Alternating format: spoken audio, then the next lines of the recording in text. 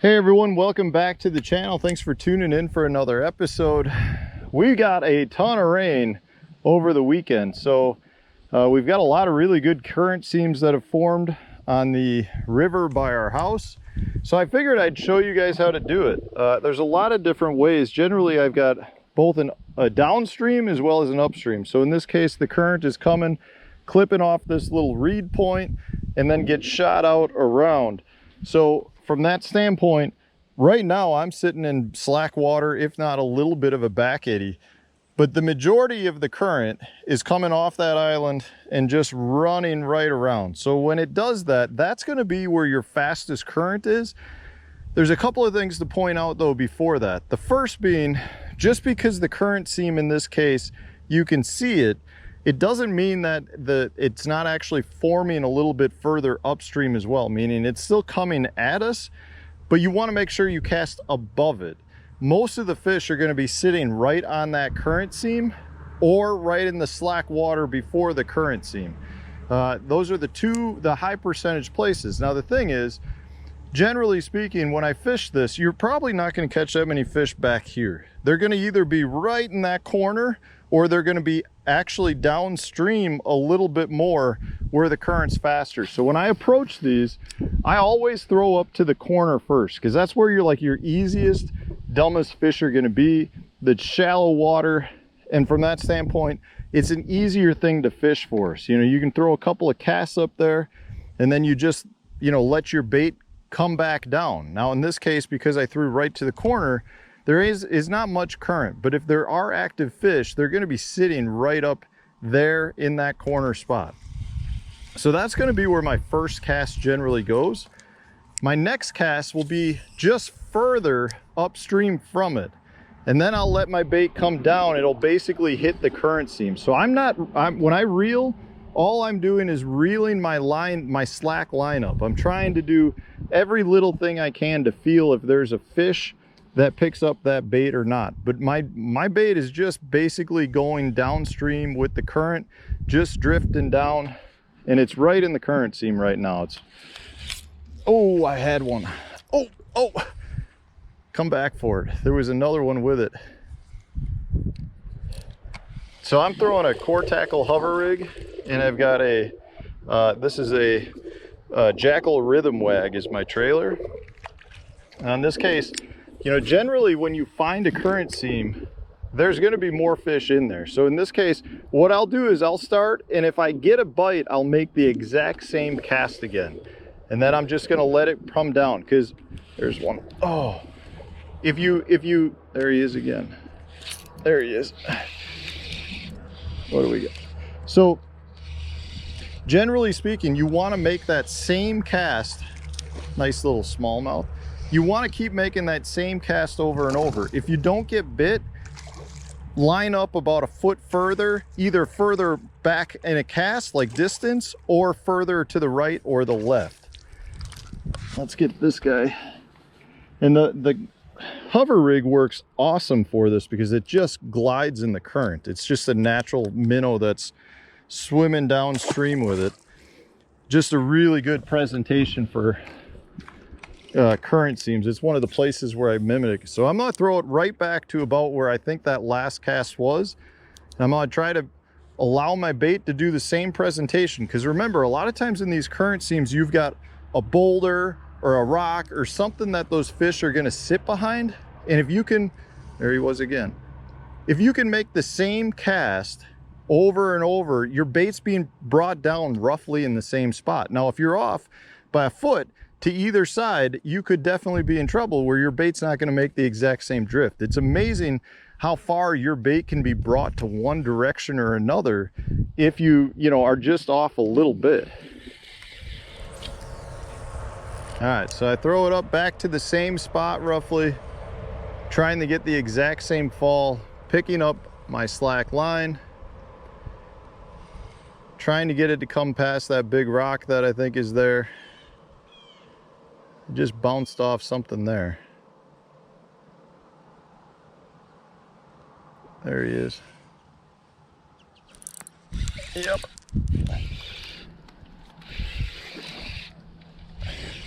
The thing is, it's almost crazy that when you find the right spot, when you find the right little cast, like the seam that they're in, there could be like 50 fish. It could be a tiny little seam, and you'd just be blown away by how many fish could be sitting in that spot. But it's like imperative that you make the exact same cast. Like, I'm actually measuring roughly how far I think I am from that grass clump. You know, I feel like I'm casting about 10 feet off and about 10 or 15 feet above that seam. So I just got that rock, just popped it off the rock. Let's see if we can get one to eat it there. It's where they should be.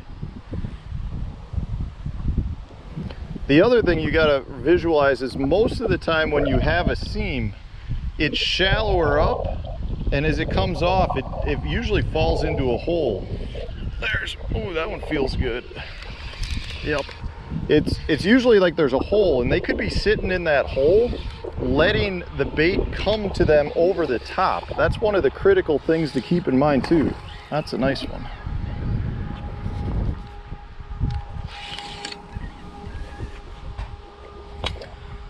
Not gonna swing him. Come here. That's a nice one.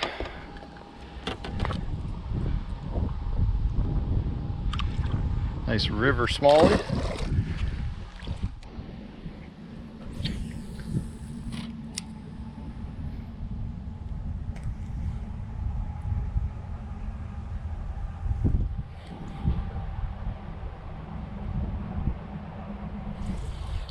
There he is.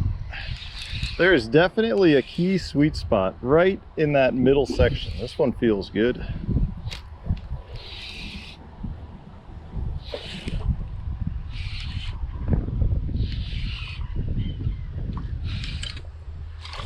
Another nice one.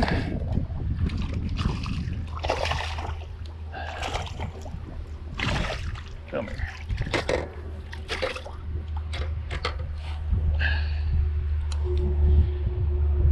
Another 2.5 pounder. That hover rig is just so good for it. Like on the Mississippi River, Wisconsin River, all these different lakes I fish, you can find, or rivers I should say, you can find these current seams, but it is so key to have a bait that just comes through naturally. The St. Lawrence River, the St. Lawrence River, I can guarantee you a hover rig would absolutely pound them. I haven't had it since I've been there, but I know without a fact, or without a doubt, it would work there. We gotta get this guy. This guy's getting ribbed up. Why don't I show you how? So we caught a bunch of fish on this one. I'll show you. So these are the Jackal rhythm wags, 4.5 inchers.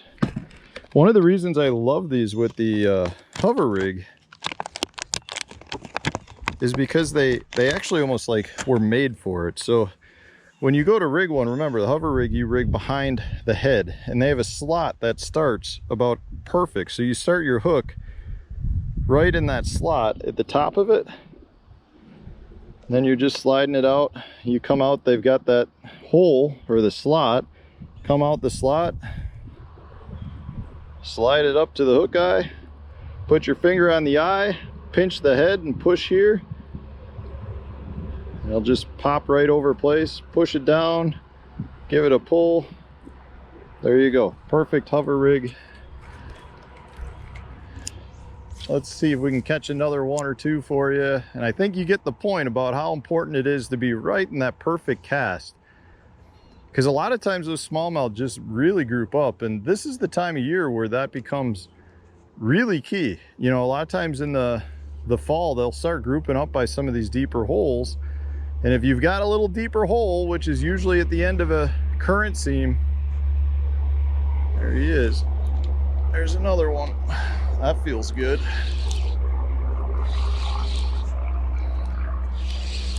Better head shakes. Yeah, another decent guy. We're just gonna try to swing him. Ooh. They just cannot resist that hover rig. Floating by like an easy meal. Come here.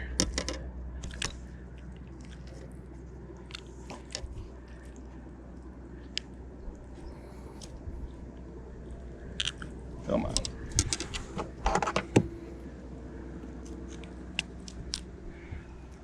Nice, I don't know, 15.5 incher, close to 2-pounder. And the funny thing is, you could fish this hole with a lot of different baits. You go right over them. If you can't get one to go, it's probably not, it's every cast. Oh, he just came off. It's just one of those things where if you have the right presentation and the hover rig is it, it's pretty ridiculous how good you can get them to bite it. And if you have a current seam and a bait that's made to go down current seams, you can just pound them.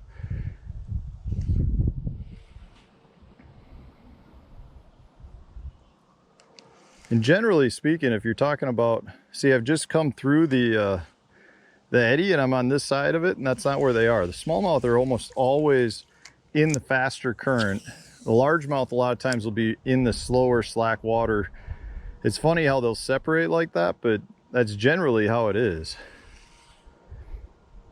But you can throw a lot of different baits on the hover rig and make it work. It doesn't have to be, oh, I got that one rock.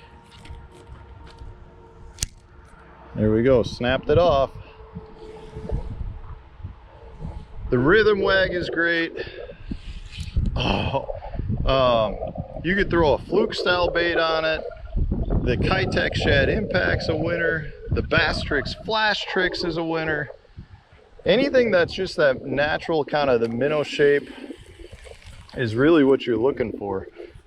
Something that'll just glide with the current and let the current take it. Now I could be throwing like a cross style bait too, but the thing with that is they don't cut the water as good, so they actually get caught more in the current, more in that water than I'd like. Like I actually want my bait to almost slice and glide through the water column. If I had big flappers, a lot of times it'll actually get like caught in the current and just kind of be like a leaf moving with the current, and I don't want that. I want the fish still to think it's a lively bait fish that's scooting down river. Now, one thing to note which makes this spot special too is you've got current comes off this little point right here, and then this point pushes current this way, so they actually meet in the middle, and it creates that funnel, which is the fastest water around, but it's also where the smallmouth are going to be because it is the fastest water. So, you know, the fish for the most part are not relating to the points themselves. They're relating to this fast kind of funnel where the water is really shooting through.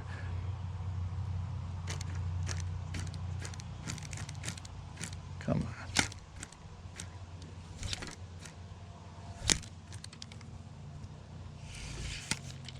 God, he got it right off that pop.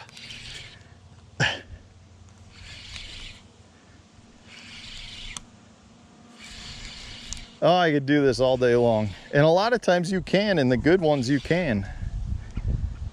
Another nice one.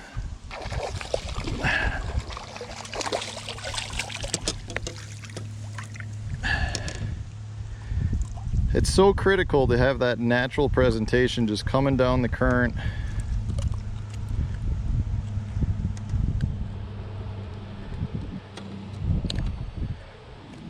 Hover rig gets them good, nice chunky 2-pounder. All I can say, if you're not throwing the hover rig, guys, so good, so good. The rhythm wag is one of my favorites on it.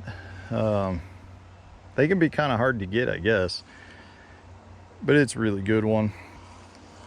And it's such an easy, fun way to fish. Like this is Hank's go-to bait. Hank catches them all the time on the hover rigs because he doesn't have to do anything. He throws it out and he knows the bait is, you know, gliding around doing all the motion that's actually getting those fish to bite. Like he doesn't have to do anything to generate those strikes. And honestly, yesterday we went out, jumped in the boat, whole family. We went up to a restaurant, had dinner, came back. Hank wanted to fish, so we fished for 20 minutes. I was throwing a jig, Hank was throwing a hover rig with his 3-inch pit boss, and he outfished me. Behind the boat, he caught 2.